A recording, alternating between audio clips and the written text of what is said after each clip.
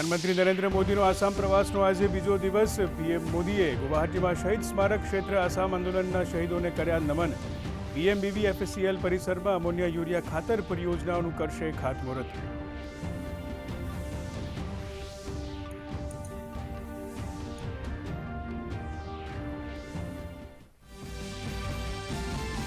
उत्तर प्रदेशના લખનૌમાં પ્રદેશ ભાજપની આજે બેઠક। મુખ્યમંત્રી યોગી આદિત્યનાથ સાંસદો અને ધારાસભ્યો બેઠકમાં થશે સામેલ।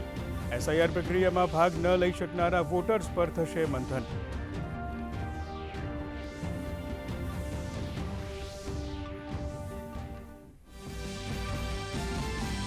આજે રાજ્યમાં ટેટની પરીક્ષાનું આયોજન। અમદાવાદ, સુરત, વડોદરા સહિત 511 કેન્દ્રો પર પરીક્ષા। 1 લાખથી વધુ ઉમેદવાર આપશે પરીક્ષા। 3 ભાષામાં પરીક્ષાનું આયોજન।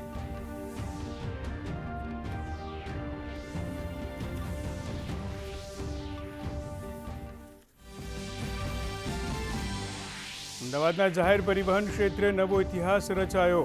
મુખ્યમંત્રી ભૂપેન્દ્ર પટેલે કોલકાતાથી અમદાવાદની પ્રથમ મેક ઇન ઇન્ડિયા મેટ્રો ટ્રેનની આપી ભેટ। અત્યાધુનિક અને આત્મનિર્ભર મેટ્રો થકી અમદાવાદની સંસ્કૃતિ અને પરંપરા થશે પ્રતિબિંબિત।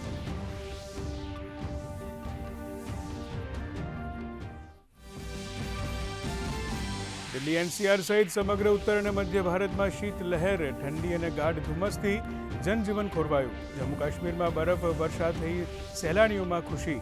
જમ્મુ અને લદ્દાખના અનેક વિસ્તારોમાં ભારે હિમવર્ષાની ચેતવણી।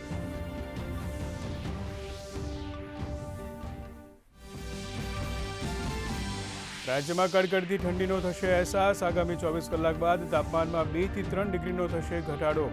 આજે 11.2 ડિગ્રી સાથે ડાંગ સૌથી ઠંડુ શહેર। દાહોદમાં 12.1, નલિયામાં 13.8, વડોદરામાં 14.4, અમદાવાદમાં 17 ડિગ્રી તાપમાન।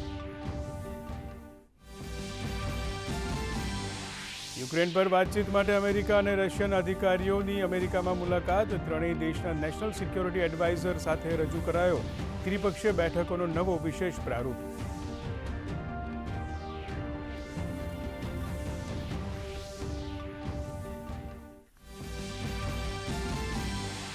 અને અંડર-19 એશિયા કપની ફાઇનલમાં આજે ભારત પાકિસ્તાન વચ્ચે દુબઈમાં મુકાબલો। ભારતીય ટીમ 9મી વાર કપ જીતવાના ઈરાદે ઉતરી મેદાનમાં। ભારતે ટોસ જીતી બોલિંગ કરી પસંદ।